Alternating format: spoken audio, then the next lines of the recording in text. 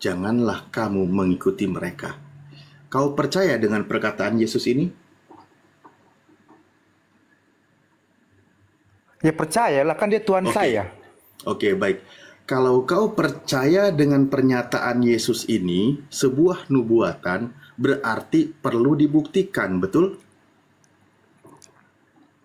Ya, Nah, oke. Nah, setelah ini kan pesan Yesus kepada murid-muridnya, dia berpesan sebelum dia terangkat ke langit. Nah, sekarang cari buktinya, ada nggak yang mengaku bertemu dengan Yesus di dalam kitab Anda? sebelum atau sesudah? Loh, sesudah dong. Kalau dia sebelum terangkat ke langit nggak perlu berpesan seperti ini.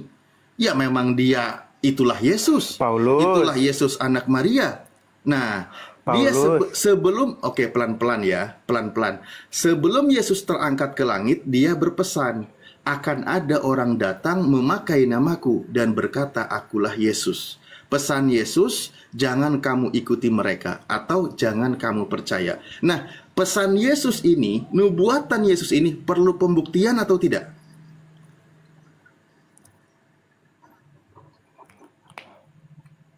Tidak semata-mata Yesus berpesan kalau Udah. tidak akan terjadi peristiwanya, betul? Oke, nah sekarang, Terus asumsi ada apa? loh kok asumsi saya aja nunggu kau jawab nggak jawab-jawab gimana sih? Oke, pelan-pelan. Oke, oke, Pernyataan udah. Yesus ini, pesan Yesus ini perlu dibuktikan betul karena Yesus sedang tidak ngarang. Pasti dia sedang mewanti-wanti sesuatu yang akan menyesatkan. Nanti akan terjadi. Bahkan Yesus berkata waktunya sudah dekat. Nah, berarti perlu dibuktikan, betul? Betul? Ya. Nah, sekarang buktikan kepada saya, setelah Yesus terangkat ke langit, siapa yang mengaku bertemu dengan Yesus di alam semesta ini? Oke. Sebentar, sebelum masuk ke situ, aku mau tanya satu hal sama Bang Alif. Bang Alif tahu, ketika Bang Alif membaca Alkitab, Bang Alif pasti tahu kalau Paulus itu adalah rasulnya Tuhan Yesus, betul?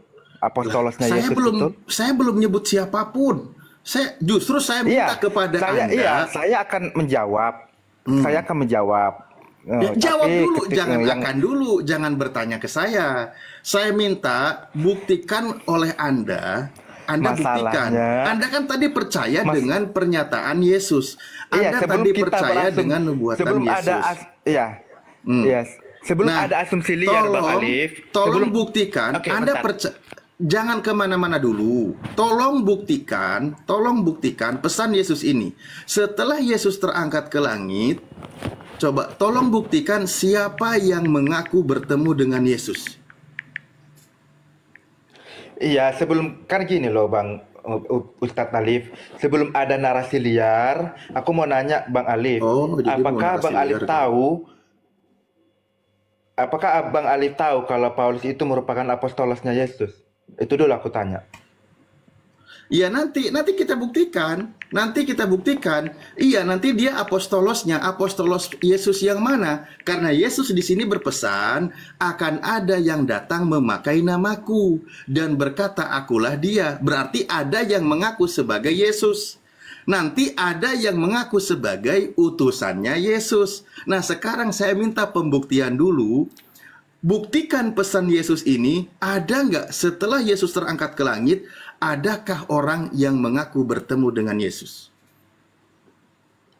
Oke, coba Bang Ustadz Alif buka Galatia 1 ayat 15 coba. Loh, kok malah nyuruh saya? Anda Oke, suruh saya baca ya. buktikan kok nyuruh saya? Iya udah saya baca ya. Ini adalah surat Paulus yang Paulus berkata, tetapi waktu ia yang telah memilih aku sejak kandungan ibuku dan memanggil aku oleh kasih karunia-Nya. Nah, Paulus merasa bahwa dia itu adalah apostolosnya Yesus Paulus merasa terpanggil untuk melakukan tugasnya menjadi rasul atau utusan dari Tuhan itu sendiri untuk Wah, membawa kabar sukacita Injil itu ya. Itu satu yang pertama. Kemudian yang kedua, kalau Bang Alif berarti kalau bertanya, gitu siapa? ketika Paulus membantai murid-murid Yesus itu utusan Yesus. Bedakan yang mana, Saulus atau Paulus? Ketika Paulus membantai, membasmi murid-murid Yesus, berarti itu adalah utusan Yesus. Bentar, Saulus atau Aduh, beda? Saulus aku. Yang saya bawakan Paulus, bukan Saulus. Loh, kenapa kau Alif katakan bilang, beda? maksud. Saulus dengan Paulus sama Emang atau beda? beda? Oh, beda orang. Berbeda. Beda orang. Beda orang. Dengar. Saulus Saulus itu orang, bentar. Saulus itu pembunuh penjahat sebelum dia mengenal Yesus, oke? Ah. Paulus itu adalah utusan apostolosnya Yesus, Tadi kau bilang sudah dipilih sejak dari kandungan, betul? Iya, itu Nah, ketika yang dia dipilih sejak bertobat dari dan kandungan itu Saulus menyadari atau bukan? Paulus. Kenapa kau bilang jadi Paulus? Paulus itu ya, Ya, Saulus ya, Pak, itu karena sendiri. Ustaz Alif Udahlah, jangan bernarasi bermain dia. kata-kata. Masa- Saya minta pembuktian dulu. Ya, Saya Ustaz. minta pembuktian dulu. Pernyataan Yesus ini tolong dibuktikan. Kau tadi bilang percaya terhadap perkataan Yesus. Tolong buktikan kepada kami siapa yang mengaku bertemu dengan Yesus dan orang itu mengaku sebagai Yesus. Siapa? Itu pesan Yesus loh. Harus dibuktikan. Ya, Paulus ya, bukan Saulus, berbeda. Oke, pesan Yesus tadi suruh percaya atau jangan percaya? Ya percaya kepada Paulus ya, bukan Saulus ya. Kata Yesus, dan saatnya sudah dekat, janganlah kamu mengikuti mereka. Di dalam Matius, Iya. janganlah kamu percaya. Pesan Yesus suruh percaya atau jangan percaya? Jangan percaya kan terhadap Jangan percaya. terhadap itu Berarti ini penyesat. Yesus palsu. Mungkin gurunya sudah monitor. Terhadap penyesat, bukan terhadap utusan. Orang gini, bentar Bang Alif. Abang Alif harus tahu ketika Yesus bertemu Paulus itu kan Yesus menyampaikan pesan.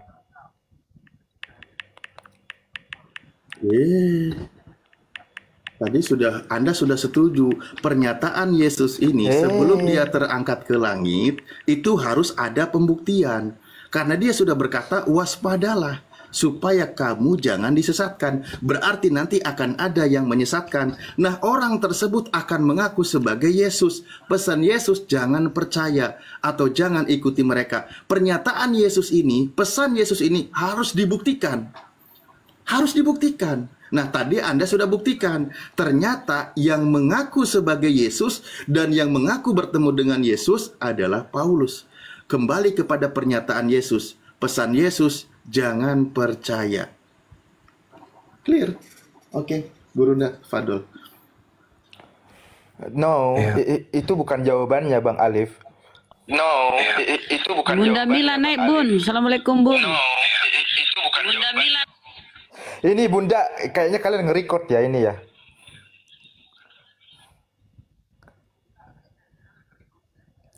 Iya. Jadi gini, Al-Quran itu datang kemudian kepada orang-orang yang berakal.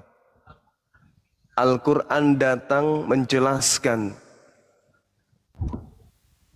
bahwasanya orang-orang kafir itu adalah menyembah setan.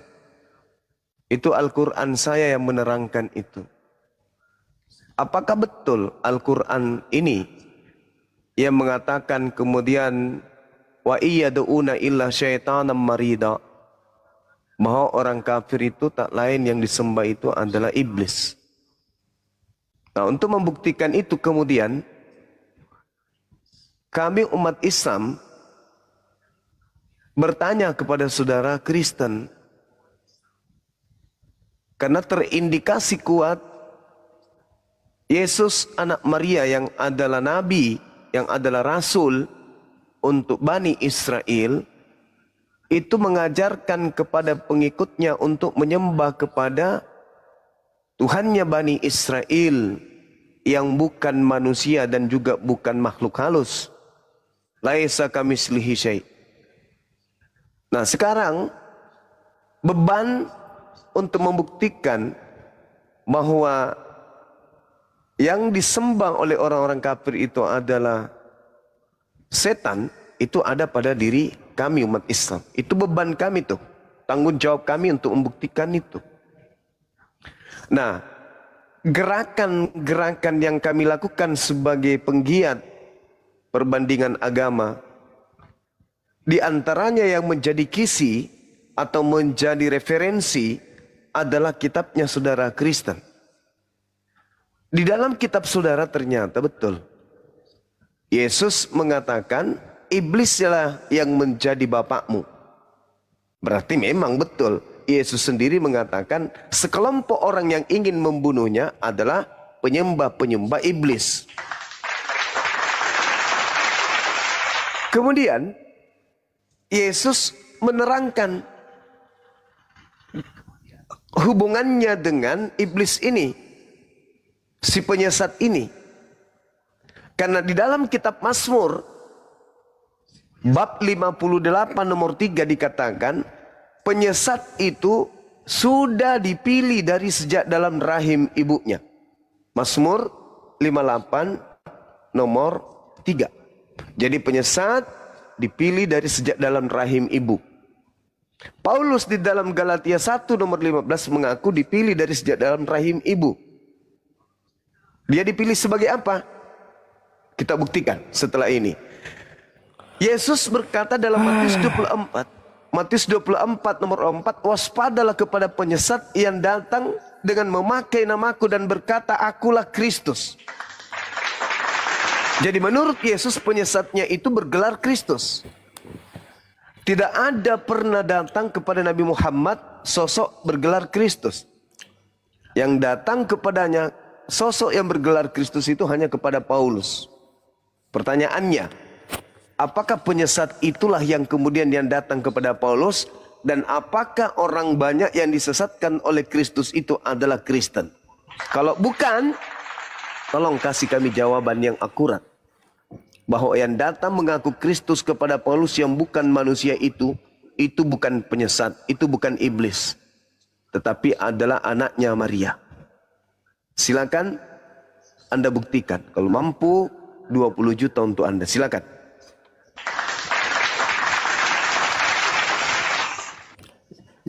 Jawaban yang Anda butuhkan itu cuma bahwa Paulus itu bukanlah rasul Tuhan, yang pertama. Jawaban yang kedua yang Anda butuhkan bahwa Yesus itu bukan Tuhan atau melainkan iblis, itu yang jawaban yang ingin Anda butuhkan kan cuma? Iya. Coba kalau kamu buka di firman Tuhan di Kisah Para Rasul 2 ayat 11. Firman Tuhan, mari pergilah ke jalan yang bernama jalan lurus. Bentar. Yang ayat ke ini aja tanda-tanda kalau Anda pengikut setan. Catatan wartawan Lukas aja Anda bilang firman Tuhan. Ini tanda-tandanya. Kisah Para Rasul. Iya, Kisah Para Rasul yang itu mana? Catatan Lukas. Ini ya, aja sudah tanda-tanda bahwa Anda ini pengikut setan. Kisah Para Rasul kok dibilang firman Tuhan. Ini tanda ini. Ini tanda akurat. Yang disebut firman Tuhan itu adalah Injil yang datang kepada Yesus, bukan yang datang kepada Lukas. Yang disebut firman Tuhan itu adalah Torah yang datang kepada Nabi Musa, bukan yang datang kepada Kristen yang mereka sebut perjanjian lama, bukan.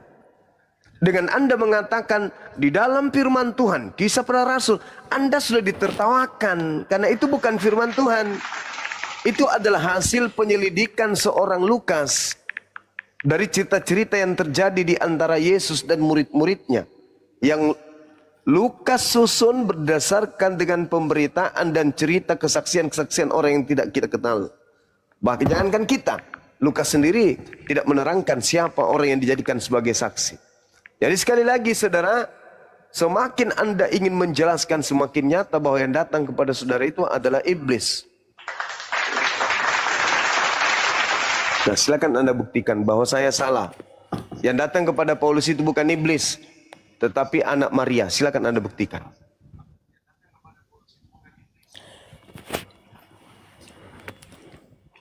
Kalau kalian tahu ceritanya Paulus, dia itu sangat menderita. Ini ada ayatnya, dia menderita karena membawa nama Kristus ya. Di mana ada orang yang mau menderita demi Injil. Di Kisah Para Rasul 9 ayat 15. Demikian. Tetapi firman Tuhan kepadanya, pergilah, sebab orang ini adalah alat pilihan bagiku untuk memberitakan namaku kepada bangsa-bangsa lain serta raja. Ya, itulah Dia yang akan menunjukkan kepadanya dipertanyakan. betapa banyak penderitaan yang harus ia tanggung oleh karena namaku. Nah, Ya. itulah yang Lalu, ditanya. Itulah yang sedang dipertanyakan. Siapa itu yang berbicara Kenapa? itu? Ya Yesus, karena Dari mana Anda tahu Paulus kalau juga itu Yesus? rela mati hanya untuk mengabarkan Injil itu. Itu Coba bukti Anda kasih lihat, nyata itu. coba Anda lihat Yudas. Apa yang terjadi dengan Yudas? Dia bunuh diri. Gara-gara dia kerasukan iblis kan? Iya beda lah. Kenapa bisa beda? Anda kan mengatakan bahwa Paulus kemudian rela mati dan bla bla bla. Bagaimana dengan Yudas? Bahkan berakhir dengan mengenaskan bunuh diri. Karena apa? Karena iblis juga kan? Paulus dibunuh oleh orang-orang, dia bukan bunuh diri. Nah, Kalau itu Yudas memilih bunuh itu diri. nggak ada apa-apanya berarti. Karena dia dibunuh ternyata.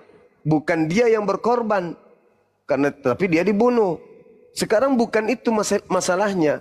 Masalahnya adalah Bang Juma tahu arti mati martir? Tahu arti mati martir? tahu. Anda baca Ya Anda baca Ulangan 18 nomor 19 nomor 20. Apabila ada seorang yang mengatasnamakan aku, menyampaikan sesuatu firman mengatasnamakan aku, tetapi itu bukan aku, maka orang itu harus mati.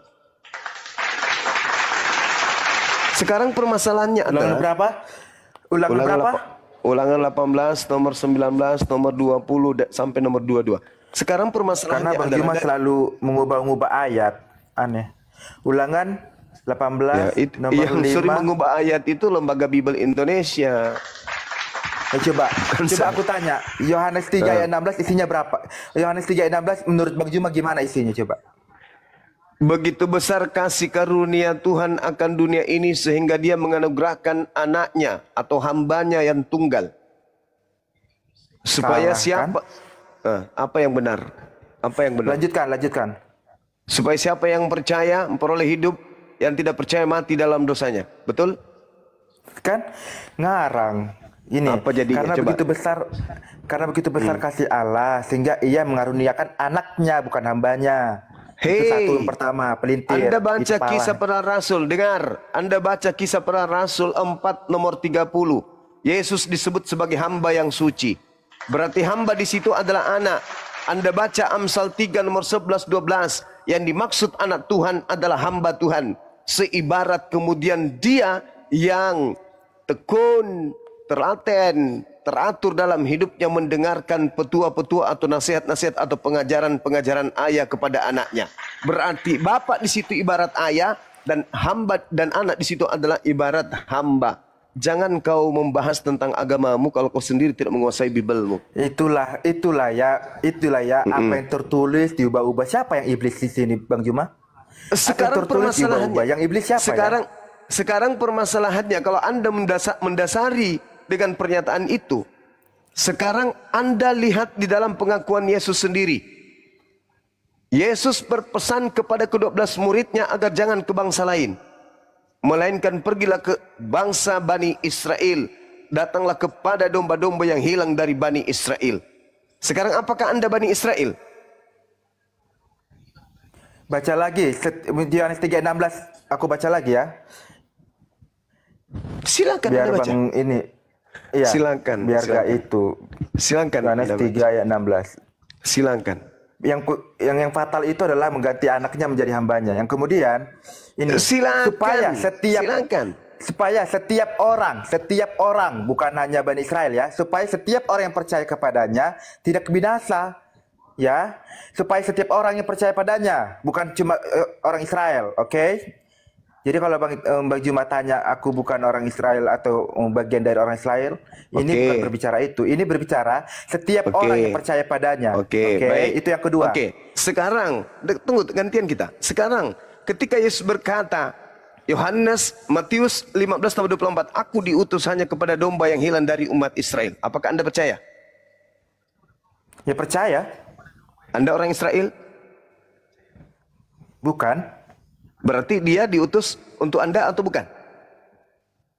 Setiap orang yang percaya padanya. Iya, sekarang Anda percaya nggak kalau dia itu mengatakan kalau dirinya utusan hanya untuk Bani Israel? Anda percaya nggak? Iya, untuk orang-orang yang terhilang, yang membutuhkan Tuhan. Dari? Iya, karena memang Yesus datang kepada kepada domba-domba yang terhilang. Jangan grogi ngomongnya, jangan grogi. Anda mengatakan setiap orang yang percaya. Sekarang siapa yang percaya atas ucapan Yesus bahwa dia diutus untuk Bani Israel saja? Anda atau Bang Suma yang mau percaya? Ya, saya percaya. Bagi yang mau percaya. Saya percaya kalau Yesus itu hanya untuk Bani Israel. Anda percaya nggak?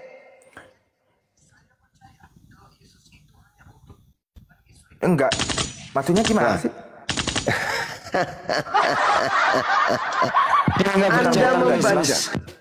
Anda membaca Yohanes 3 nomor 16. Setiap orang yang percaya Yesus pasti akan hidup kekal. Tapi orang yang tidak percaya mati dalam dosa. Anda percaya nggak ketika Yesus berkata, aku diutus hanya kepada domba yang hilang dari umat Israel? Apakah Anda percaya? Iya. Keluar sekarang juga dari Kristen. Kalau Anda percaya itu. Kenapa nangis? Anda mengatakan Anda percaya. Kalau Anda percaya, berarti Yesus diutus bukan untuk Anda, tetapi hanya untuk Bani Israel.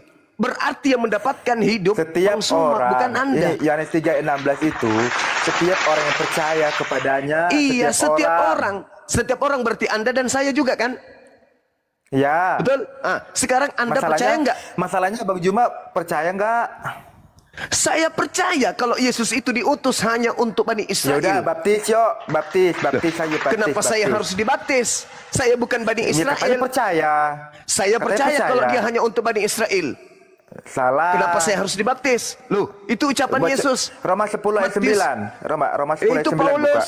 Itu Paulus. Saya nggak percaya Paulus. Saya hanya percaya kepada Yesus. Perintahnya percaya kepada Paulus atau percaya kepada Yesus? Ayat 28. Silakan Anda baca. Dan hidup. Barang siapa percaya kepada aku tidak akan mati melainkan beroleh. Nah, sekarang Anda percaya nggak? Sekarang Anda percaya nggak ketika dia mengatakan aku diutus hanya kepada domba yang hilang dari umat Israel? Anda percaya nggak? Iya percaya, itu perkataan Yesus sendiri. Kalau percaya, keluar dari Kristen hari ini. Loh, kok nangis? Nggak nyambung Bang Juma. Kok nggak nyambung? Kalau percaya bahwa dia hanya utusan bagi Bani Israel, berarti Yesus bukan utusan untuk Karisteng. Kok jadi nangis ente? Katanya percaya. Kan diperjelas. Itu kan siapa yang tuh domba-domba yang terhilang? Itu yang kan hilang dari Bani Israel. Menceritakan tuh domba-domba yang terhilang. Ya. Yes. Ada nggak Yesus mengatakan aku diutus? Ada nggak Yesus mengatakan aku diutus untuk di luar Yahudi? Ada nggak? Ada? Yohanes 3:16 kan jelas. Hei, setiap orang yang percaya. Saya percaya. Bunda Mila percaya, Bunda Rahma percaya, Bang Handi percaya, Kian Santang percaya, baptis. Dinda Ali percaya, Uni Ripa percaya. Kenapa larinya ke baptis tuyul? Bukan Roma 10 ayat 9, Matius 28 ayat 19. Itu ajaran Nabi Paulusmu, bukan ajaran Yesus kami. Matius 28. Matius 28 itu bukan ucapan Yesusku, itu ucapan manusia yang keluar dari kubur. Inilah yang sedang kita bahas. Buktikan kalau itu adalah Yesus yang berkata, kepadaku telah diberi kuasa baik di langit maupun di bumi. Buktikan kalau itu adalah Yesus anak Maria. Buktikan. Buktikan kepada kami kalau itu adalah Yesus anak Maria. Di Matius 28 itu adalah Injil yang ditulis oleh Rasul Matius. Apakah Bang Juma percaya kalau Matius itu adalah salah satu rasulnya langsung yang melihat langsung Yesus itu hidup? Matius itu murid Yesus, saya percaya. Tapi buku Matius itu bukan catatan murid Yesus.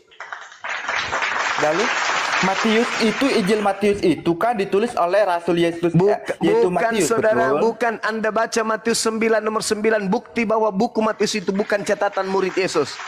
Baca Matius 9 nomor 9. Apa emang isinya? Apa memang isinya? Baca, makanya jangan jadi Kristen aja. Matius berapa? Karena Bang Juma dari tadi ubah-ubah isi ayat Alkitab. Baca, Anda yang baca, jangan saya. Kalau Anda mengatakan saya Matius merubah. berapa? 9 nomor 9. Lari-lari kemana lah terus Bang Juma ini. Kamu mengatakan Matius. Silakan. Setelah Yesus pergi dari situ, ia melihat seorang bernama Matius duduk di rumah cukai. Lalu ia berkata kepadanya, ikutlah aku. Maka berdirilah Matius lalu siapa mengikut itu? dia. Siapa Matius itu? pengikut cukai, rasulnya. Siapa yang menulis? Siapa yang menulis?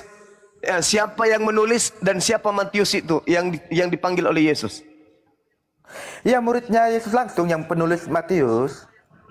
Dari mana ceritanya? Coba Anda baca lagi. Apa bacanya di situ? Matius perikop, Matius pemungut cukai. Ini perikopnya ya. Matius pemungut cukai nomor 9-nya. mengikut Yesus. Nomor 9. Ya, nomor 9. setelah Yesus pergi dari situ, ia melihat seorang yang bernama Matius duduk di rumah cukai. Dia Lalu melihat berkata kepadanya, seseorang. Dia tidak mengatakan dia melihat aku, tapi dia mengatakan dia melihat seseorang bernama Matius. Lalu dia memanggil Matius, orang tersebut. Matius, ikutlah denganku. Lalu dia Matius ikut dengannya. Andai saja penulis Matius itu adalah Matius yang dipanggil Yesus, pada saat itu Yesus memanggil aku dan aku ikut dengan Yesus. Faktanya, iya, ini kan dituliskan oleh Rasul Matius menceritakan dirinya. Nah, kalau dirinya justru dia akan mengatakan dan dia melihatku lalu memanggilku. Iya, ini kan bercerita tentang sejarah, bukan bercerita tentang dirinya. Kalau sejarah itu ditulis oleh pelakunya, maka dia akan mengatakan aku. Iya, ini kan tokoh utamanya Yesus. Tokoh utama Yesus. Kan Yesus. Penulisnya adalah orang kedua. Dan yang diceritakan Injil juga adalah orang kedua. Bentar. Bang Juma, tahu arti Injil? Ya tahu, jangan kau ajarin saya. Ya udah, Injil itu artinya kabar tentang Yesus. Udah, kabar tentang Yesus atau kabar sukacita. Jadi Injil sinoptik itu berbicara tentang tokoh utamanya yaitu Yesus. Iya, yang kita tanya ini Matius, bukti bahwa buku Matius bukan tulisan murid Yesus. Murid Yesus itu lah yang dipanggil. Lalu siapa? Punya data? Lalu kalau bukan Matius, lalu siapa? Tidak diketahui siapa penulisnya. Pengarang bebas. Loh. Coba kau tunjukkan data di mana dikatakan tentang penulis buku Matius. Silakan. Apa? Coba kau kasih saya data bahwa penulis buku Matius itu adalah Matius, murid Yesus. Silakan. Di mana? Di Alkitab? Atau di mana? Bukan, di majalah Tempo. Oke, Wikipedia banyak sekali. Kita buka ya. Bentar. Ya, silakan. Injil Matius menurut Wikipedia, karena memang Bang Juma paling kenal Wikipedia. Menurut gereja. Nenek mau kiper lah. Bapak-bapak gereja awal mula yang diperkirakan silakan.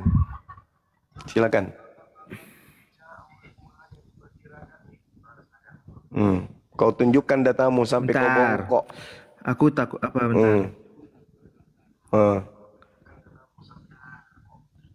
20 juta loh buat kau kalau kau sanggup membuktikan. Silakan. Gak percaya aku dikasih. Pasti selalu disalah-salahkan jawabanku. Lah, kalau memang salah mau kayak mana? Justru yang kita cari ini adalah yang benar. Bang Juma butuhkan apa? Pasti yang benar. Gak jelas jawaban yang benar, jawaban yang akurat. Sejauh ini Anda belum bisa memberikan itu. Bahwa Yesus adalah hantu gitu. Bukan, bisa jadi. Bisa jadi. Lah, Anda kan mengatakan di dalam Anda kan mengimani Tuhan Anda itu roh. Sedangkan roh bahasa Yunaninya pneuma. Pneuma artinya hantu. Yohanes 4 ayat 24, Allah yang roh, bukan Tuhan. Nah, pneuma di situ kan artinya roh. Iya. Nah, pneuma itu artinya hantu. Enggak juga. Lu kok nggak juga, gimana sih? Tergantung konteksnya. Kok ya. Yang namanya hantu ya setan, bro. Nggak ada konteks-konteks. Kalau hantu sudah berbicara, hantu ya setan.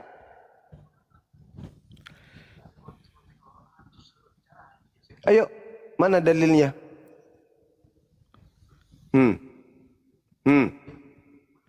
Mana dalilnya?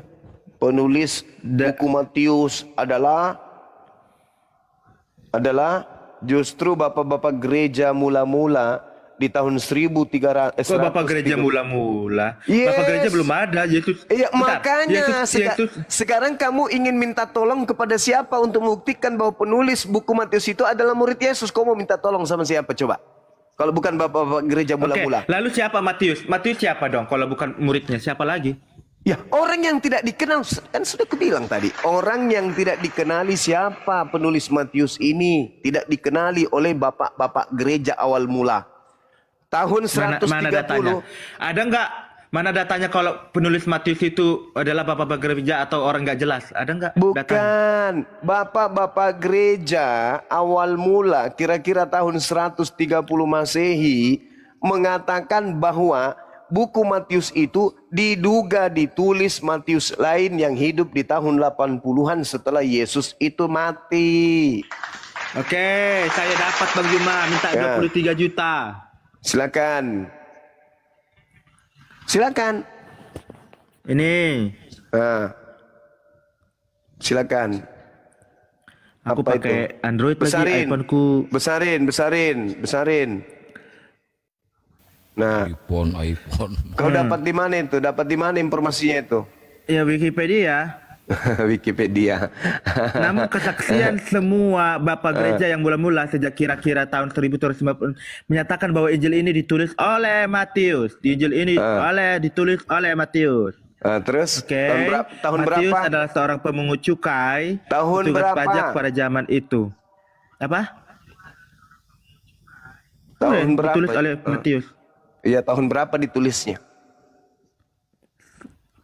Dengar, Tahun berapa? nggak ada ditulis tahunnya. Bentar, aku baca lagi. Bisanya itu nggak ada. Matius adalah seorang pemungut cukai, menjadi salah satu dari ke-12 rasul Yesus. Meskipun ada yang menduga ditulis oleh Matius yang 80 tahun setelah Yesus wafat, namun penemuan naskah papirus yang sekarang disimpan di Magdalen College Oxford Inggris menunjukkan bahwa Injil Matius ini sudah selesai ditulis sebelum tahun 66. Ya, sebelum tahun 66. Nah, Yesus mengatakan di dalam Yohanes 17:8, segala firman yang engkau berikan kepadaku telah aku sampaikan kepada mereka. Antara tahun 33 sampai tahun 66 ada 33 tahun. Apakah seorang Matius ini adalah seorang penghafal? Jadi catat lah. Kok dihafal? Nah, kapan dicatatnya? Tahun 66. Ya ketika Yesus naik Ketika ke surga apa? lah. Nah, berarti dia mencatat kapan? Dengar, pada saat Yesus bersama dengan dia ya ditulis sambil ditulis. Mati Mija. Di Kan mana? itu kan selesai. Di mana ada? Di mana murid Yesus menulis? Di mana datanya murid-murid Yesus menulis? Di mana? Di mana kemudian Yesus memberikan perintah untuk menulis, sedangkan mereka bukan penghafal? Ayo. Coba Anda dalami lagi Matius 9 nomor 9 tuh. Ayo. Kalau itu adalah murid pasti Yesus. Ditulis. Bang Juma pasti Ditulis apa? Apalagi mengenal Tuhan. Pasti ditulis lah. Kamu mengatakan pasti ditulis. Mana buktinya? Di mana murid Yesus menulis? Yang seangkatan Yesus di mana? Sedangkan Anda membaca barusan diindikasikan dituliskan pada tahun 66 Masehi. Berarti Selesai. ada. Ini dengar, aku baca lagi ya. Iya, silakan. Bahwa Injil Matius ini sudah selesai ditulis sebelum tahun 66. Ditulis sudah selesai Pada tahun sebelum 66. pada tahun 100 apa? 66 Masehi gitu. Masehi lah, kok sebelum Masehi? Yesus lahir kan Masehi. Iya, Masehi. 66 Masehi. Gitu maksudnya. Nah, coba. Iya, itu Nah, berarti apa yang tertulis di Matius 9 nomor 9 itu salah. Matius 9 ayat. Matius 9 nomor Kenapa? 9. Ya betul lah. Kan tadi kan berbicara Matius kan. Ya ini Matius ini siapa lagi dong? Lah, kenapa dia mengatakan catatannya itu orang lain? Kok orang lain, Bang Juma? Injil sinoptik itu berbicara tentang kabar Yesus atau tentang Yesus. Ya, tokoh utamanya itu Yesus. Jadi ya Matius itu sedang menceritakan. Coba tunjukkan datamu Tentang yang Yesus. tadi yang di Wikipedia itu. Di situ tertulis begini. Meskipun kitab-kitab Injil sebenarnya tidak mencantumkan nama penulisnya. Secara tradisional, Injil Matius diyakini ditulis atau bersumber pada Matius. Naskah papirus yang di Oxford College Inggris ada. Coba tunjukkan. Gurunda Naskah ini data ininya nih. Penelitian bahkan di sini sumbernya dari ini ya. Ensiklopedia Katolik yang tadi disebutkan ini berdasarkan fakta memang benar. Ya, ini kan bahasa Inggris aslinya. Ini kita translate ya. Di sini dikatakan ya, keempat Injil awalnya anonim. Tanpa nama nih. Dalam artikel saya sebelumnya, kapan Injil ditulis dan bagaimana kita dapat mengetahuinya, saya menyatakan bahwa Injil Perjanjian Baru sebenarnya adalah tulisan anonim. Anonim tanpa nama awalnya. Ya. Tidak diketahui siapa penulisnya. Betul. Ini sumbernya dari, nah mereka mengambil referensinya termasuk di sini Ensiklopedia Katolik. Nah ini. Ya memang faktanya begitu sejarahnya. Jangan dipaksakan.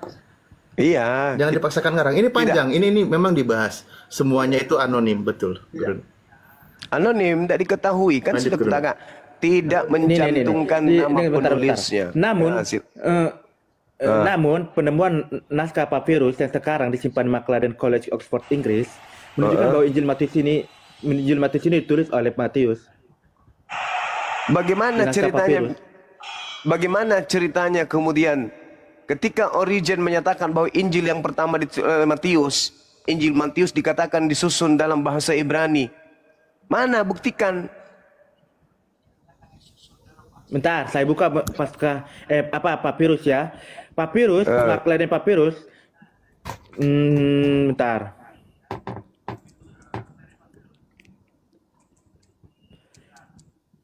Bertulisan Yunani sebagai bagian dari Injil Matius yang memberikannya kepada yang kemudian dimasukkan dalam otorik. Iya, ini kan papirus. Iya.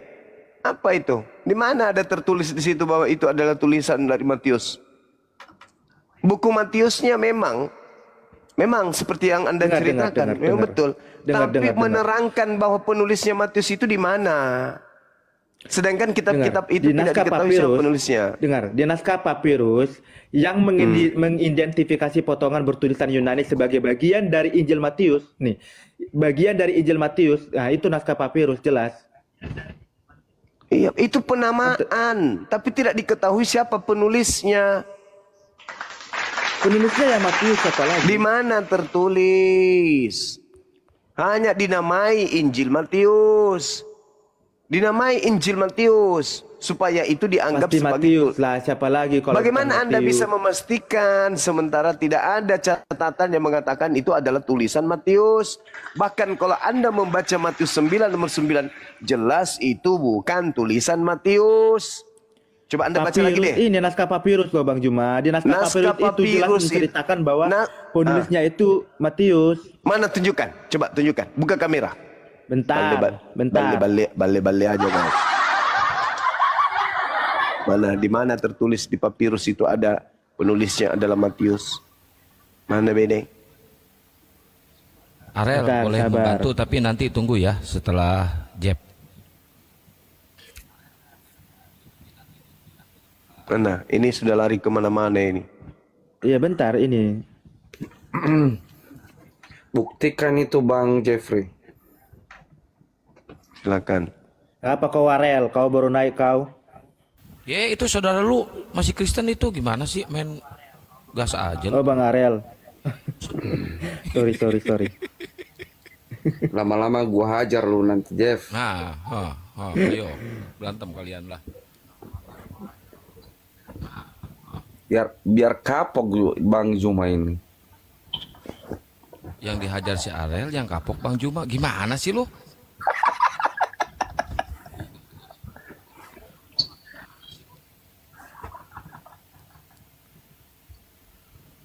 Ayo mana? Lanjut dulu sembari menunggu, lanjut dulu ke Ariel bentar ya. Aku lagi nyari yang jelas.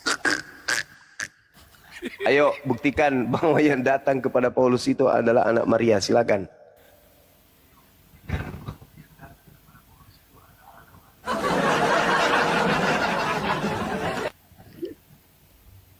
Si Jeb tidak sanggup. Mudah-mudahan Ariel bisa. Ayo, saudara Ariel. Bang Jom, ini di luar dari konteks apa yang abang sampaikan sekarang ini. Boleh nggak? Ini kan bulan Ramadan ya. Boleh nggak saya tanya? Pengen tahu aja. Boleh misalnya. Boleh ya? Triknya misalnya. Boleh nggak? Triknya udah basi itu trikmu. Jawab, itu beban yang harus kalian selesaikan. Karena kalau tidak, kasihan kita kerjakan juga, Bang. Ya udah. Boleh nggak saya nanya sesuatu? Boleh nggak? Ada saya nanya sesuatu? Iya, silakan aja. Tapi beban untuk bukan, nanti ada di Anda. Beban itu pasti kita akan kerjakan, Bang. Jadi pasti ini kan apaan? saya secara pribadi, karena memang ini kan bulan puasa dan saya pengen tahu juga gitu loh, Bang. Apa hubungannya dengan bulan puasa? Justru karena bulan puasa ini makanya kami tebarkan kan bulan ilmu. Ramadan. Kami tebarkan kasih, pemahaman, dan setiap kebenaran. Orang itu pasti akan mengikuti namanya itu. Apalagi ajaran Tuhan gitu loh. Maksudnya saya mau nanya. Apa itu? Mau nanya. Muhammad pertama dia sholat sebelum masjid ada, di mana dia sholat? Nabi Muhammad sebelum ada masjid, di mana dia sholat? Nabi Muhammad itu senantiasa sholat. Iya, di mana, Bang? Sholat itu apa? Dalilnya di mana? Sholat itu senantiasa apa yang kamu pahami? Sholat itu berdoa, memohon, bertahan terus di dalam. Bang, gini Bang Jung. Kalau saya tanya, misalkan ini saya ibaratnya abang ini belanja beli buah, misalkan. Saya tanya sama Bang Jung, Bang, ini beli buahnya di mana? Gitu loh. Jadi kalau di pasar ya di pasar, kalau di kamar ya di kamar, gitu loh Bang. Nah yang menjadi pertanyaan saya itu sebelum ada, di mana Muhammad itu pertama kali dia sholat, di mana? Jadi gini. Ya jawab dulu Bang, jawab dulu. Sabar dulu, sabar. Anda kan bertanya. Kalau Anda bertanya itu yang kalau Anda bertanya. Jangan ketawa, jangan batuk-batuk. Gua turunin loh. Yang sopan loh. Emang saya batuk loh. Mampus kan? Oke, kalau kita berbicara ini mana 23 juta ya Bang? Cuma ya, silakan. Ini gak jelas gimana itu. Dibesarin.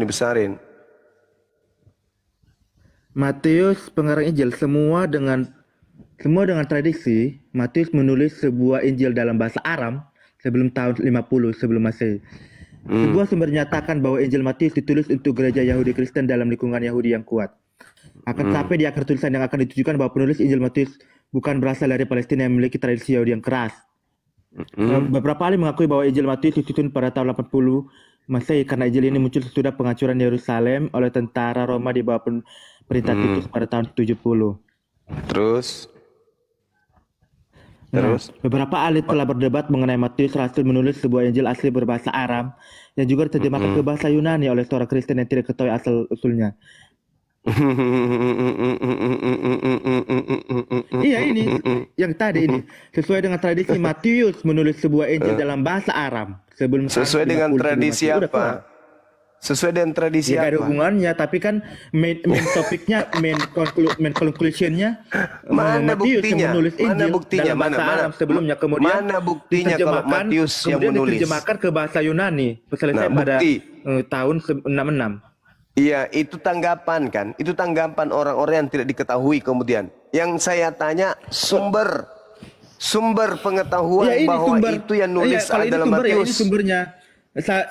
Apa namanya ini? Frater Xaverian ORG.